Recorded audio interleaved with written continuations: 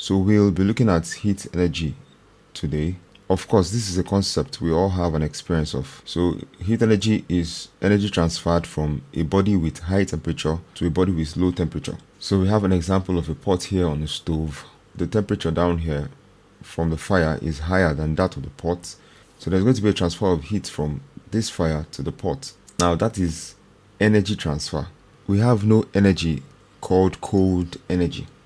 We only have heat energy. So the experience of coldness is the absence of heat. Heat energy generally for the earth is provided by the sun. In the absence of the energy of the sun, the planet is going to freeze. So the feeling cold is experienced in the absence of heat energy. Okay, so we can't impute coldness to a thing. We can only extract heat from it. This pot might have been brought out from a fridge, and so it's probably frozen.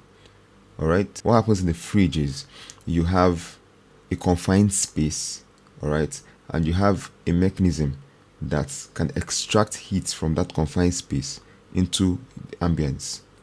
The mechanism is built around your confined space. Your confined space is where you have your items, like the place you open to put in your items. That's your confined space. Okay, you want to have coldness in that space. All right, so what you need to do is extract heat from that space out, and then the temperature there is going to drop until the minimum temperature that that mechanism can provide, until that mechanism is at its max performance. Okay, if this pot is brought out of that kind of environment and dropped here, all right, probably because it's time to feast and you can't feast on cold food, so you need the energy from this fire now to be transferred to it. You're now bringing back the energy that was removed, putting it back into the food, and so you're transferring that energy from this fire. All right, you're not extracting coldness from this pot. No, you're imputing heat energy back into it. The point is, coldness, the feeling of coldness or the experience of coldness is the absence of heat energy. So what is temperature? Temperature is popularly defined as the degree of hotness or coldness of an object. Okay, but then in physics, temperature is the average kinetic energy of the molecules in a system. Of course, we know what molecules are. They're a group of atoms bonded together. So you have molecules in a system or an object, and these molecules, they could be in random motion, moving from one point to another, like you have in gases. It could be a lesser kind of movement like you have in solids, where they just move about a fixed position. Okay, but these molecules have the ability to vibrate or move. The rate of movement of these molecules is what temperature is. Okay, so when heat is extracted from a body or a system, you have these molecules in a more relaxed state, okay, with limited movements. But then once you start bringing in heat energy, what you're doing is you're making these molecules have an increase in kinetic energy. Okay, so their movement is rapid, they move faster, and they collide with themselves. So this collision brings about the heat, and so temperature is preferably described as the average kinetic energy of the molecules in a system. In other words, temperature, or the level of hotness or coldness of an object, is a direct representation of the rates of movement of molecules in a system. So temperature is the measure of the hotness or coldness of an object, while heat is the energy transferred from a hot body to a cold one, raising the temperature of the cold one. So the tool used for the measurement of temperature is the thermometer, okay? And they measure heat in degrees Celsius, Kelvin, or the Fahrenheit.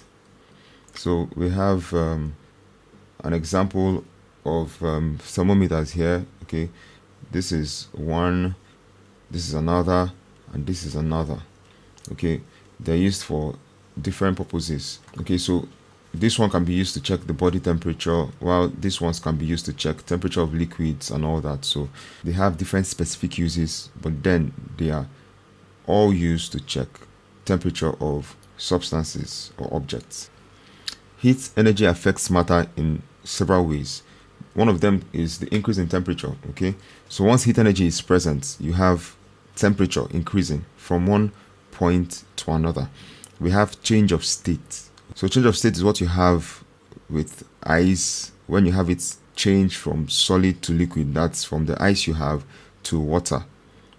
When this change is occurring, you don't have an increase in temperature. The temperature is usually the same through this change process. Once the change is done, the temperature can continue to drop.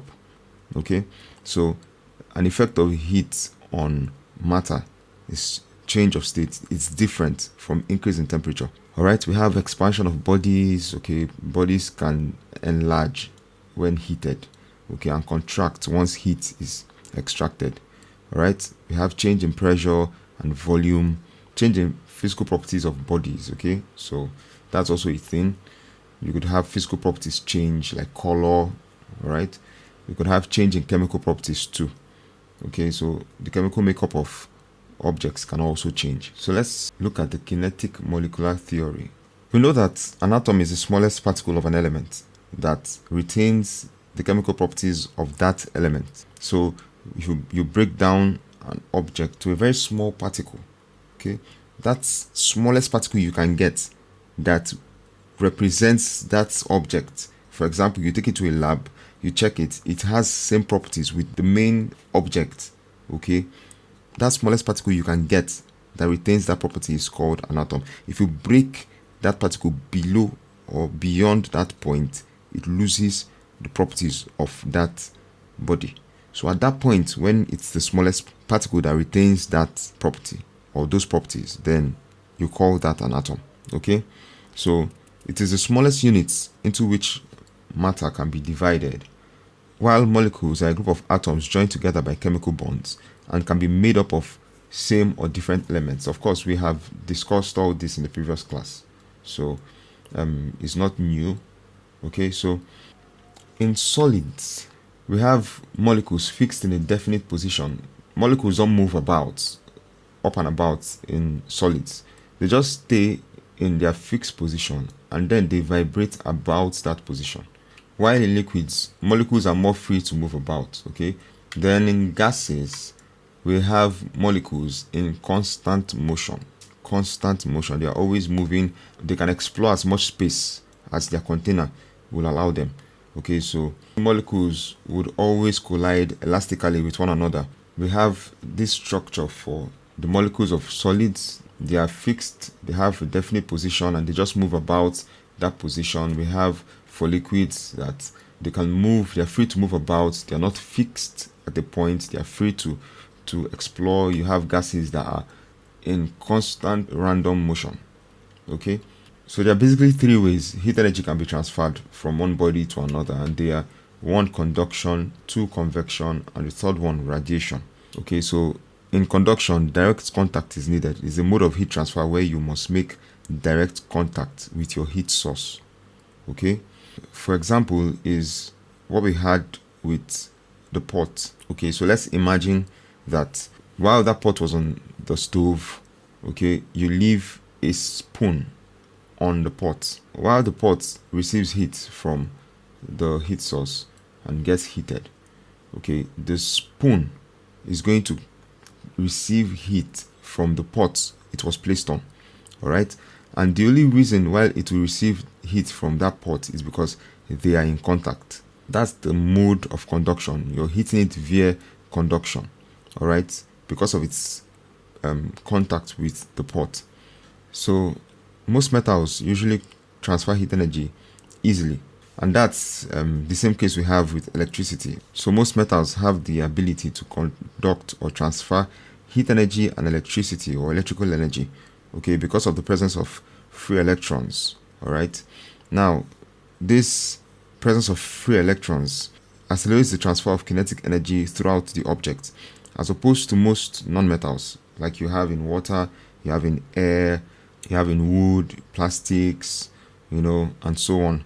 These ones are poor conductors of both heat and electricity, and that's due to pockets of air you can find in their structures, all right, which slow down this transfer.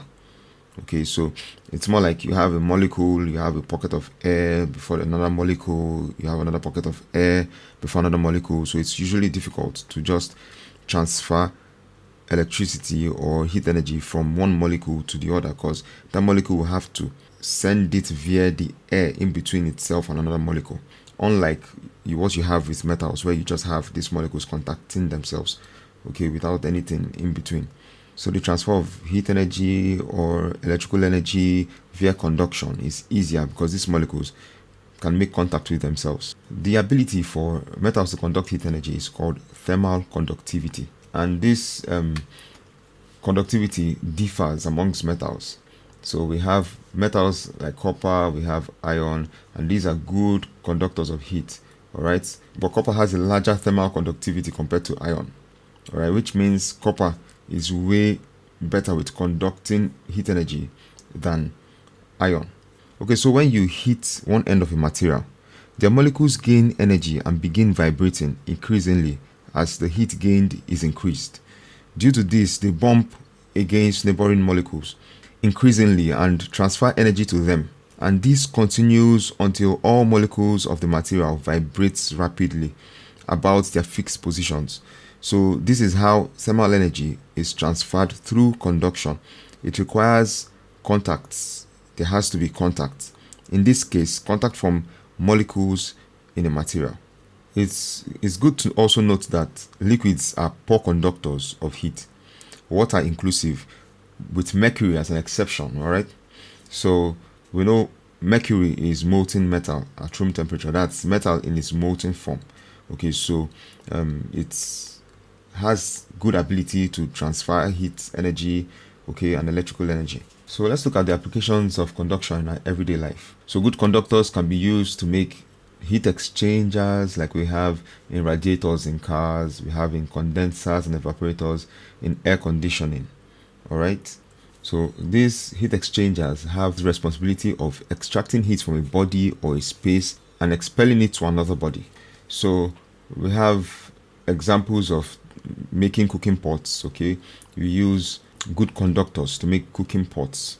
All right, being a poor conductor isn't entirely a bad thing. Okay, so there are times when we really need bad conductors.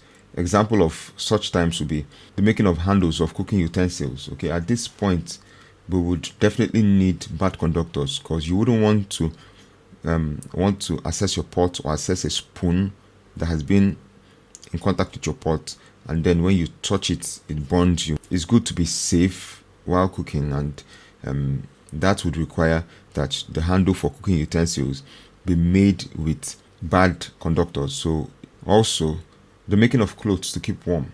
All right, so we have things like wool, okay, which is not a very good conductor of heat. So you wear that kind of clothes and it tries to maintain or preserve your body heat from escaping into your space. Okay, so it keeps you warm that way. All right, we have the use of thatched roof or aluminum roof sheets in houses. Okay, and this keeps the space in the house, all right, it keeps it cooler in hot seasons. During hot seasons, that's because the thatched roof doesn't have good enough capacity to conduct heat, and so it won't be able to absorb heat, all right, into itself and then pass it on to your space in the house. Okay, if you've been in a house where you have galvanized iron sheets, okay, inside is usually very warm during hot seasons. All right, so but if you have thatched roof or aluminium, you'll find out that it's different. It's a different situation. Inside your space in the house would be really, really conducive. Like the temperature will be low. It will be very comfortable to be in as compared to when you have the galvanized iron sheets. So the second mode of heat transfer we would consider is convection. Convection is a process of heat transfer in fluids. Okay, that's the first thing to note. This has to do with fluids. All right, and it involves the bulk movement of fluid molecules. Okay, so when we talk about fluids, it's very important to note that fluids are either liquids or gases. So convection takes place in liquids or gases. If you consider this kettle here, we'll see that the kettle is on the stove and the stove has fire on it. Okay, so this fire heats up this kettle, all right, via conduction, because it's in contact with the kettle. Heat also gets to other parts of the body of this kettle by conduction, because of course all the molecules will be contacting themselves and transferring that heat from one particle to the other. So if you touch this pot, if you touch this kettle at this point, you're going to feel the increase in temperature. So that heat moves up from the base of this kettle up to the top of this kettle, all right, via conduction. Okay, so even to the handle, if you don't have a bad conductor as the handle, you're going to have heat energy experience there too. Now, after this pot receives energy via conduction, you have the fluid in the kettle that is in direct contact with the surface of this kettle. It would also receive heat from the kettle via conduction. Okay, but once it does, it moves away from the surface of the kettle. It moves away to the colder parts, and it moves with the heat it has received, of course. So while the molecules from the colder parts move to replace it. So you have that continuous movement.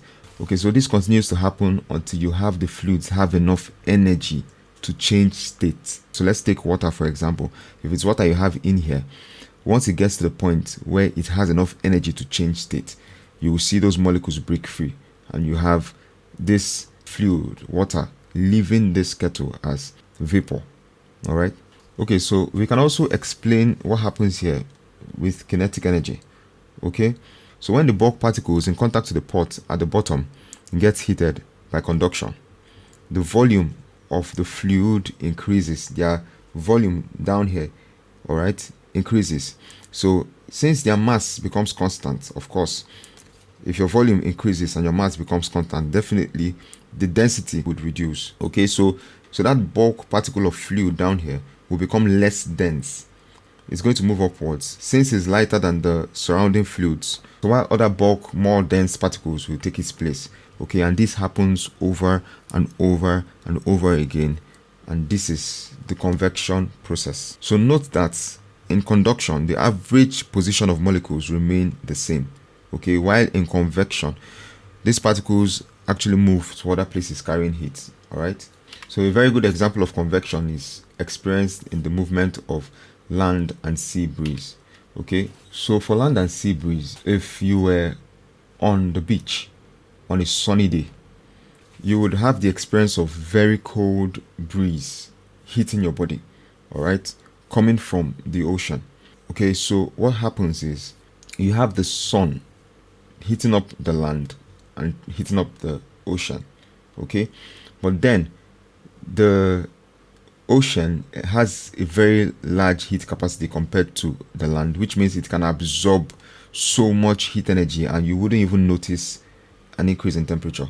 So it can take in so much energy and have just a very small increase in temperature compared to the earth. Okay, so you're going to have the earth heated up, all right, in a short while, and so it's also going to heat up the layer of air that is just above, that is just in contact with it. Now once that layer of air is heated, it's going to get less dense. Okay, I explained it with the kettle on the stove. Okay, because the volume is going to increase and the mass remains constant, so you're going to have a less dense fluid, which is air in this case. So that less dense air is going to move up and is going to be replaced by wind from the sea. So you're going to have this cycle of this cyclic experience. You're going to have layers of air heating up and then moving upwards, while wind from the sea surface, all right, replace them. Okay, so when it gets to night time, okay, you have this earth giving up its heat faster than what you will find with the ocean or the sea or water whatsoever. Now the air right above this ocean, all right, is going to be warm compared to that on the land. So that warm air is going to have to move, okay, upwards, because it's going to be less dense. So once it moves up, the air from the land is going to move to replace it. All right, so once the air from the land, which is more dense and it's at a lower temperature, is going to move in to replace it. So once it moves in, it's going to also get heated up from the surface of the water. All right, it's going to get a level of heat energy okay, which would also increase its volume and make it less dense. So it's also going to move upwards, and that batch of air from the land surface is going to come in, and so you have same cycle of movement of air happening, okay, but in this case it's happening this way now, while during the day it happens this way. So you have air coming in from the sea during the day, and you have air coming in from the land to the sea during the nights. Practical applications of convection will be home ventilation, okay, the mounting of cooling systems. Most cooling systems are mounted close to the roof, okay, and that's because in your space too, okay, you have your body heat. So let's say we have a group of people in a space, all right, and we have cooling systems that are supposed to cool them down. The body heat from these people is going to be experienced close to the ground, okay, of the space.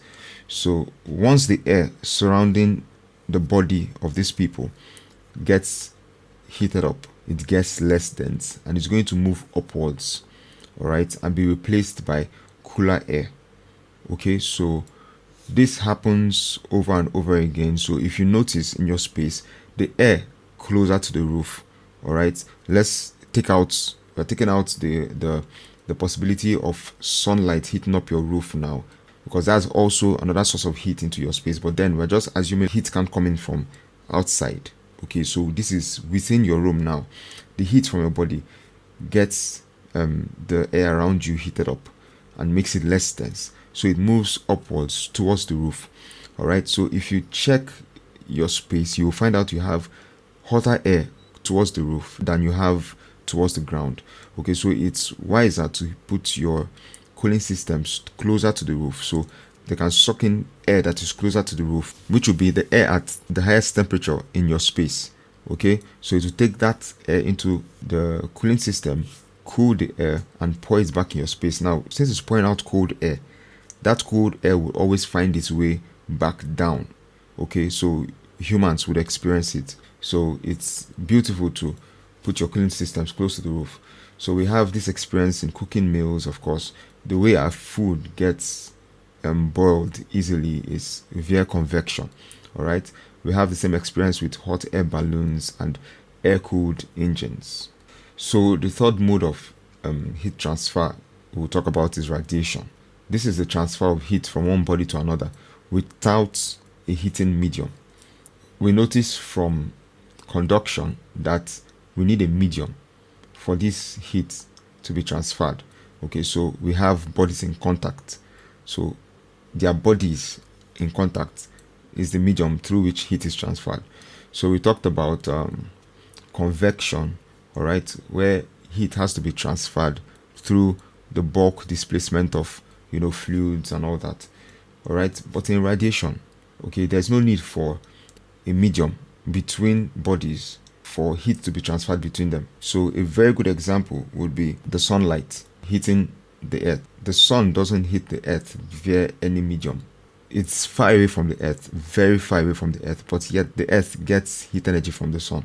Okay, that's an example of radiation. There is no intermediate medium. Radiation can be detected by a radiometer, and it's very important to note that a dull black surface absorbs more heat from radiation than a polished surface. Okay, so that's why when you wear an all black outfit on a hot day, you're likely to get so much heat from the environment, much more than someone who goes all white.